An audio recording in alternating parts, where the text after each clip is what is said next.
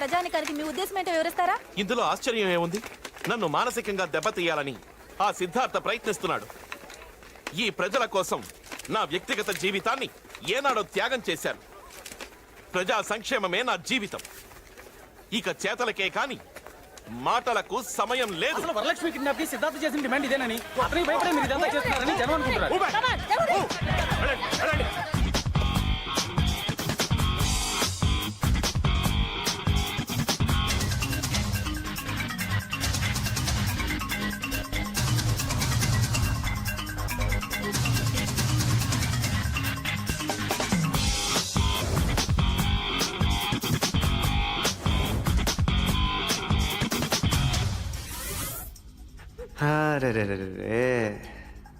పప్పుగాడు షాజహాన్ని మించిపోయాడు.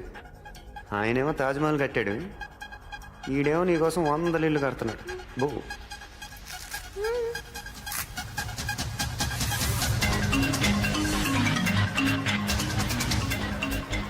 ఇలా విగ్రహాల్లో నిలబడకుండా మీరు కూడా పొండి.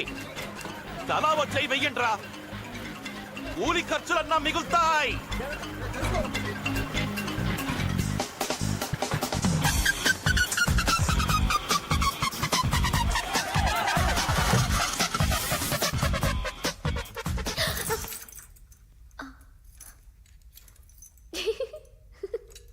పప్పుగాడు కల్లోకి వచ్చాడా? కాదు, నువ్వు వచ్చావు. పార్టీ మార్చావేంటి? కల్లో నువ్వు మా పవిత్రమైన ప్రేమని అర్థం చేసుకుని ప్రేమికుల్ని విడదీయడం తప్పని తెలుసుకుని మా ఇద్దరికి దగ్గరుండి మరీ పెళ్లి జరిపించావంట, అక్షింతలు వేసావంట. అంత మంచి చేసిన నీకు బంతిలో పక్కన కూర్చుని నేనే అన్నం తినిపించానంట. ఇందులో ఒకటి బాగుంది నాకు. మా పెళ్లి జరిపించడమా? నాకు అన్నం తినిపించడం. అవును, బాగానే ఉంటది. కొంచెం ఈ బేడీలు తీస్తావా? పనుంది. ఏ? అబ్బా, అన్నీ చెప్పాలా నీకు? దురదగా ఉంది. గోకనా? దొంగ సజ్జనోడా, గోకేద్దామని. ఉపచారం ఉపచారం. ఎన్ని రోజులైపోయిందో అలా గాల్లో తిరిగి.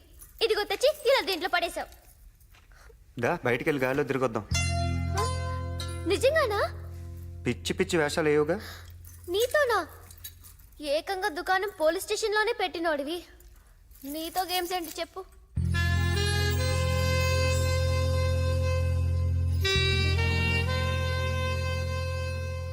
ఏంటది? మందా? అన్నీ ఇలాంటి అలవాట్లేనా నీకు? అన్ని మంచి పనులు చేస్తే బోర్ కొడుతుంది. ఈ మాట ఎక్కడో విన్నానే. అవును, నీకు పెళ్ళైందా? 2 పిల్లలు కూడా ఉన్నారు. అవునా? హే, అబద్ధం చెప్పకు. నీ గురించి అంతా తెలుసు నాకు. తెలిసి ఎందుకు అడుగుతావు? నీకని లూజా? అవును, ఎందుకు నిన్ను ఏ అమ్మాయి ఇప్పటిదాకా ప్రేమించలేదు?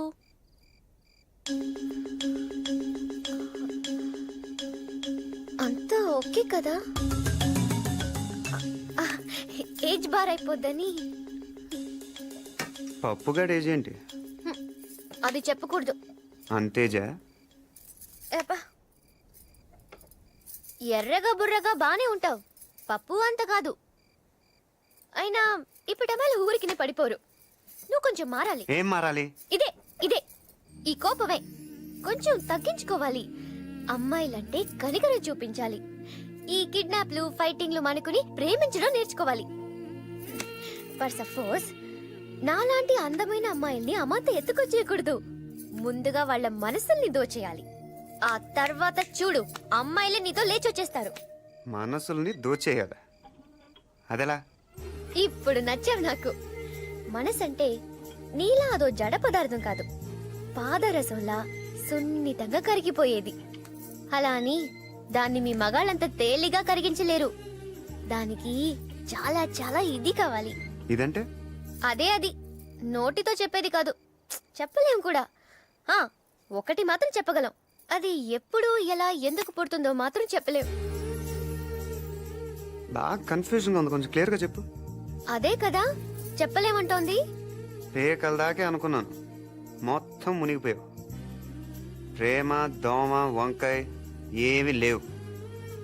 కొంచెం బయటకు వచ్చి చూడు, లోకం ఏంటో తెలుస్తుంది. చాలానే తెలిసిందిలే.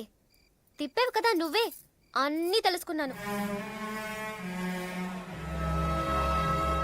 నీలాంటి యువకులు రాజకీయాల్లోకి వస్తే మాలాంటి సామాన్యులకు ఎంత మేలు జరుగుతుందో చూపించావు బాబు. బాబు, వరదల పాలైన మా బ్రతుకులకింత నేణ్ణిచ్చాం.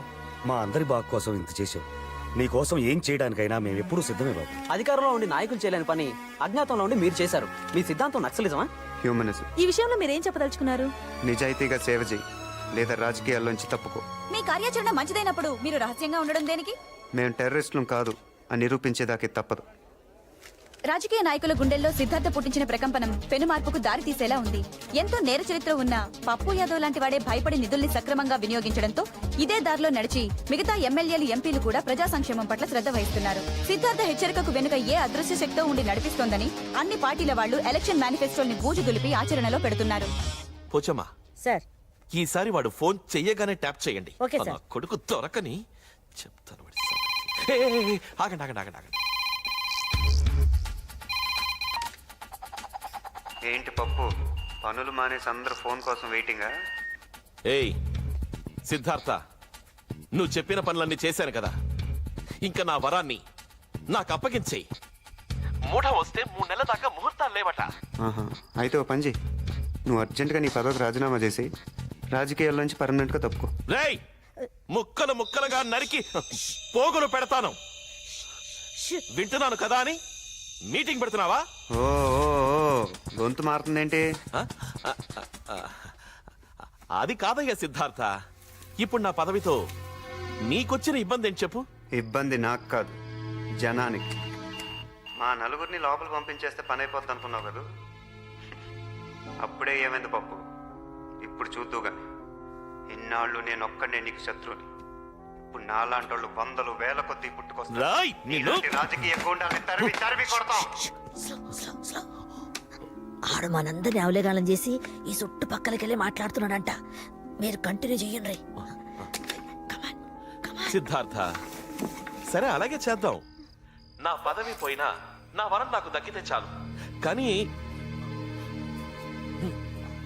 గో గో గో, అందరూ ఊరుకోండి. ఆ మెగాఫోన్ ఇటు.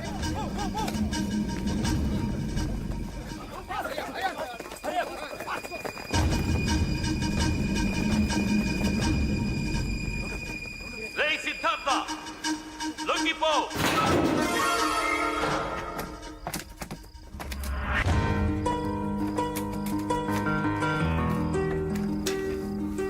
వరం,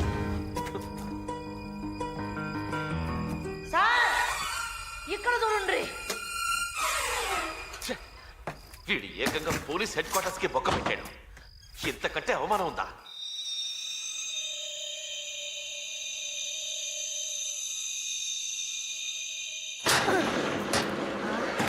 సహా తనకు తానుగా కోర్టులో లొంగిపోకుంటే, బాంబు బ్లాస్ట్ కేసులో, జైలు నుంచి తప్పించుకున్న కేసులో, వరలక్ష్మిని కిడ్నాప్ చేసిన కేసులో అతన్ని మోస్ట్ వాంటెడ్ క్రిమినల్ గా భావించి అతని మీద షూటెడ్ సైట్ ఆర్డర్స్ జారీ చేస్తామని హైకోర్టు ఇవాళ హెచ్చరించింది.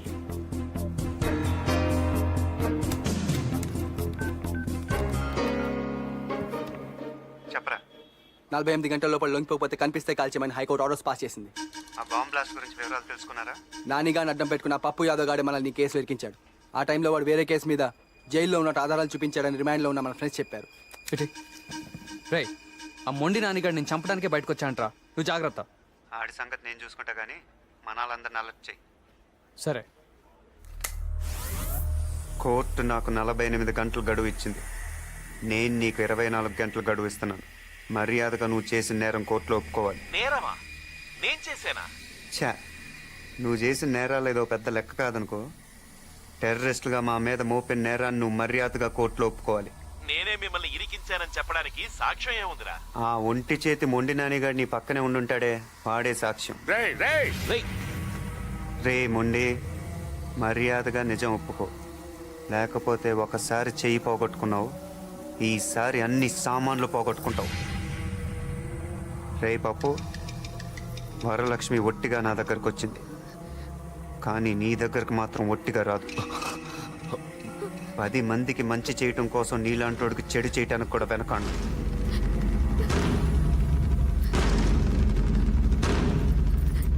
వేసేయాలి బావా.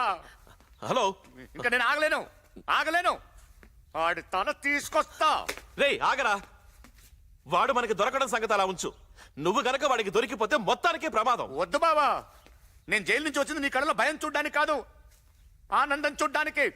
నేను వెళ్తాను. రే బావ జాగ్రత్త. అలాగే నువ్వు జాగ్రత్త. ఇందాక ఫోన్లో పప్పుతో ఏమన్నావు? మర్యాదగా కోర్టులో లొంగిపోమన్నాను. తర్వాత? ఇంకేమన్నాను? అంతే కదా. లేదు తర్వాత. ఓహో, అదే నీ సరదా. ఒప్పుకోపోతే వరలక్ష్మి ఒట్టిగా రాదన్నాను. అంటే 6వ క్లాస్ పాస్ అయ్యావు, ఆ మాత్రం తెలీదా? ఇదే మాట 6వ క్లాస్ పాస్ అయ్యా, ఇది వరకు ఎప్పుడూ అన్నావు.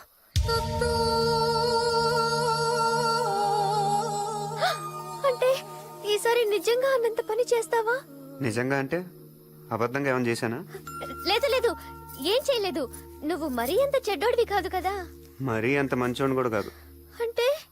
అంటే 10 మంది మంచి కోసం మంచోడిని కాదనిపించుకోవటానికి కూడా వెనకాను. కొంచెం కన్ఫ్యూషన్ గా ఉంది, అర్థమయ్యేలా చెప్తావా? ఇప్పుడు నన్నేం చేస్తావు? నువ్వు అనుకున్న పనే చేస్తాను, దానికోసమే చూస్తున్నా.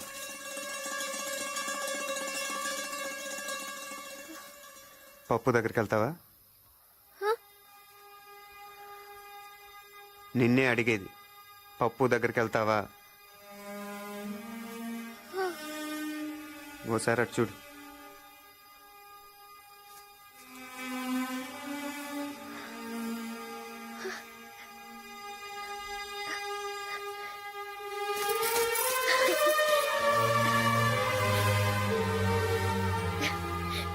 నాకు ముందు నుంచి అనుమానంగానే ఉంది నువ్వు మంచోడివేనని.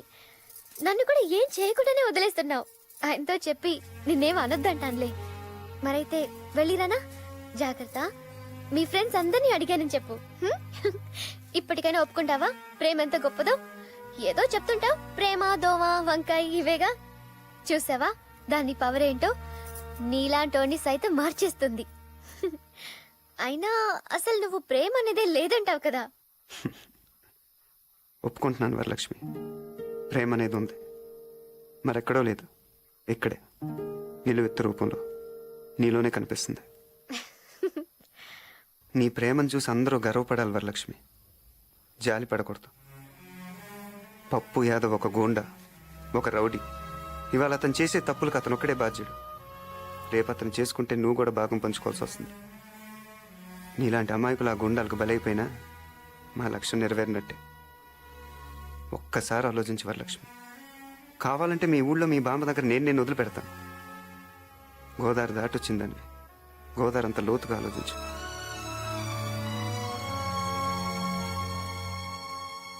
వరం వచ్చాయి, నువ్వు ఇటు వచ్చాయి వరం. ఈ రోజుతో వీడికి మూడింది. రేయ్, నా వరాన్ని అడ్డం పెట్టుకుని ఇన్నాళ్ళు నన్ను ఆడించావు, లేకపోతే ఎందన్నో చిటికలో లేపేసిన వాడిని. నువ్వు నాకు లెక్క కాదు. వరం, నీకేం భయం లేదు, వచ్చేయ్. ఈ రోజు వీడి రక్తంతో నీ కాళ్లకు పారాణి రాస్తాను.